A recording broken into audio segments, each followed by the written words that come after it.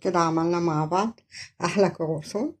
شايفين مستوي ازاي فوق وتحت وهش هش خالص ومستوي فوق وتحت وجميل جدا للفطار وللعشاء. ومحشي جبنة، عايزة تحشيه مربى، شوكولاتة، جبنة نستو، أي حاجة زي ما انت عايزة. أنا حاشية جبنة. ايه رأيكم بقى فيه؟ لو عجبكم الفيديو متنسوش تعلقولي تعليق حلو كده تقول تسلم ايدي، واستنوني في الفيديو اللي جاي. واقول لكم باي باي، سلام عليكم.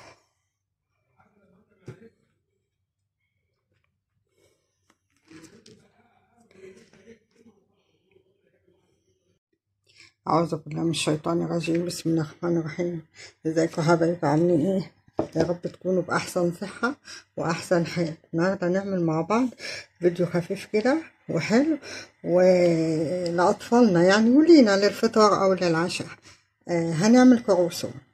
هندخل في الفيديو على طول. معايا هنا كوباية لبن دافية، حطيت عليها ربع معلقة سكر، ربع كوباية سكر معلش سوري، واحط عليها هنا معلقتين دقيق، واحط كيس خميرة واقلب.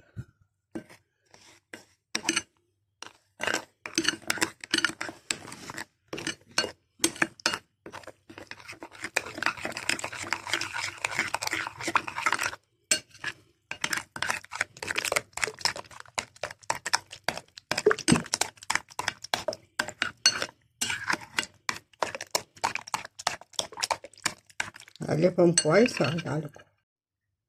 كده قلبت الخميرة مع السكر واللبن، هنزل عليهم ببيضتين واقلب. تابعوا الخطوات معايا عشان خاطر لما تيجوا تجربوها تطلع معاكم مظبوطة. بضرب الخليط كويس اوي مع بعضه، وبعد كده بسيبه يخمر مع نفسه 10 دقايق كده. بس خلاص كده هنسيبه بقى ونشوف هنعمل ايه تاني. كده معايا كيلو دقيق متعدد الاستخدامات منخول، هنزل عليه بمعلقة صغيرة ممسوحة من البيكنج باودر ومعلقة ممسوحة من الملح. وبعد كده هنزل بالخميرة. بصوا الخميرة ما شاء الله خمرت ازاي. هحطها ما شاء الله. ومعايا بقى هنا حاجة مهمة جدا، لبن رايب. ده بيخلي العيش طري جدا. واحطها وبعدين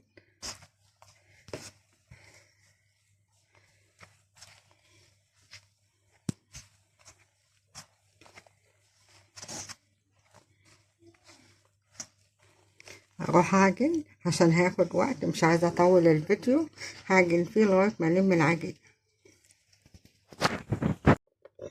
كده العجينة احتاجت ربع كوباية لبن تاني.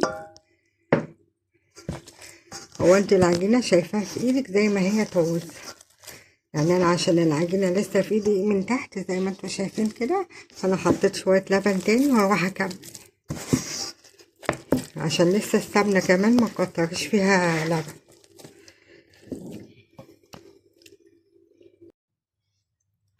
كده زي ما انتوا شايفين العجينة ما شاء الله، شايفين عاملة ازاي تحفة.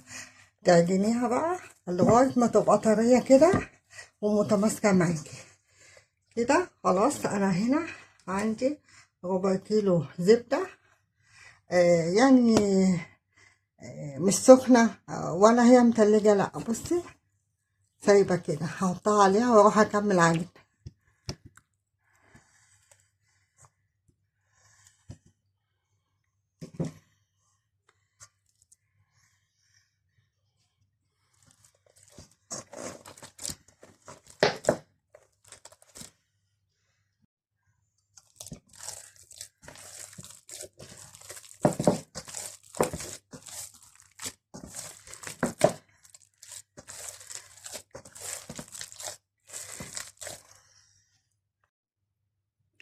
كده بقى العجينة شايفين ما شاء الله عاملة ازاي، تحفة.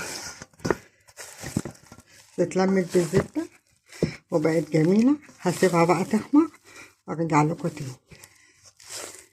شايفين العجينة عاملة ازاي، وريحة الزبدة بقى فيها تحفة. على فكرة مش بحط سمنة، زبدة.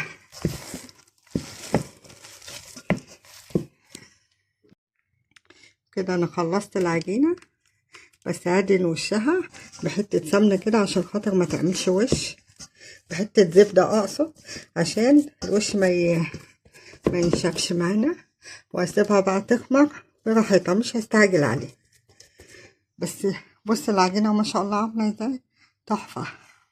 الزبادي بتخلي العجين بيبقى طري وجميل جدا.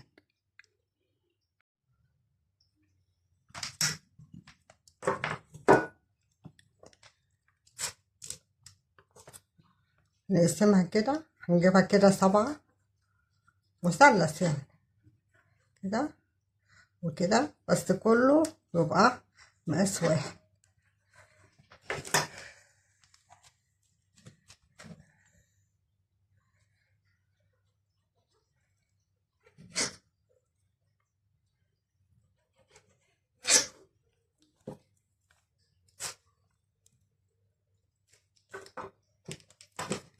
هنا سمنة كده، دهنة خفيفة بس كده عشان يطلع مورق.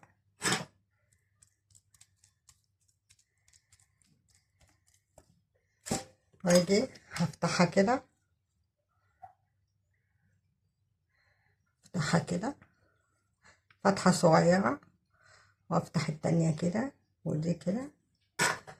انا هحشيها جبنة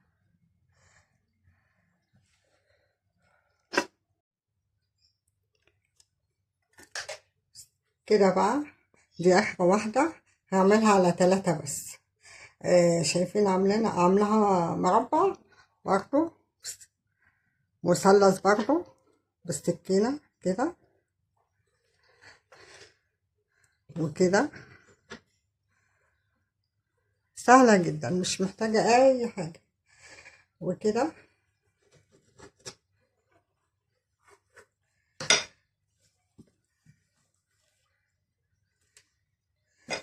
نفتحها كده بالسكينة، فتحة صغيرة كده.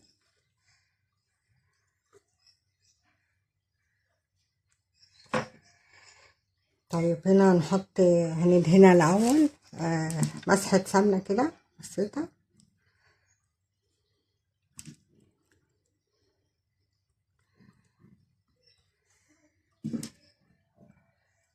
حط كده قطعة جبنة، بس نلفها ازاي.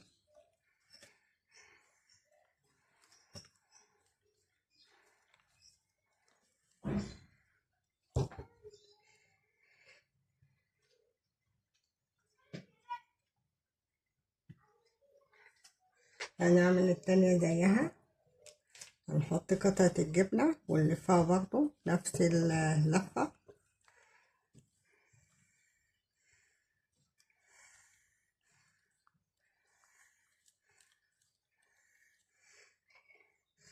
ونكمل بقى على كده، وهي كده آخر واحدة. دي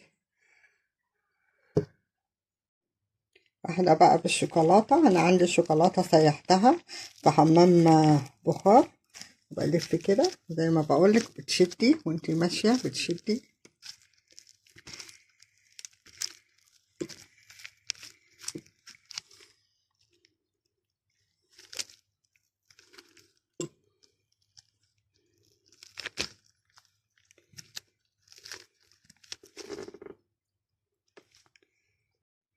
وكده خلصت الكمية كلها زي ما انتوا شايفين كده. هسيبه بقى لغاية ما يخمر وارجع لكم تاني. وكده زي ما انتوا شايفين كده ما شاء الله، شايفينه خمر ازاي وبقى شكله تحفة. الضعف جامد، وطبعا مولعة الفرن. وعندي هنا معلقتين لبن، حطيت فيهم صفار بيضة وبقلبهم زي ما انتوا شايفين كده. وبدهن بس بشوش خالص عشان خاطر احافظ على الخمر بتاع العيش. قلبته كده كويس وبشوش كده.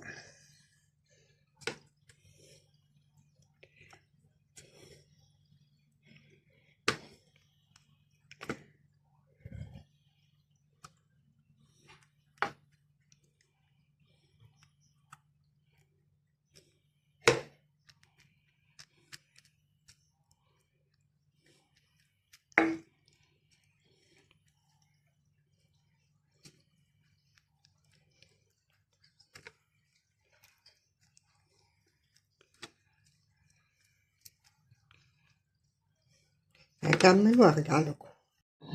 شايفين بقى ما شاء الله رفع ازاي في الفرن،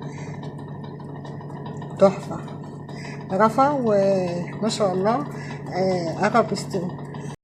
شايفين بقى جمال الكروسون بعد ما طلع من الفرن، تحفة. حاشية شوكولاتة وجبنة ومربى على حسب طلب كل واحد بقى محتاج. بس طالع جميل جدا زي ما انتوا شايفين كده، مستوي وذهبي من فوق ومن تحت.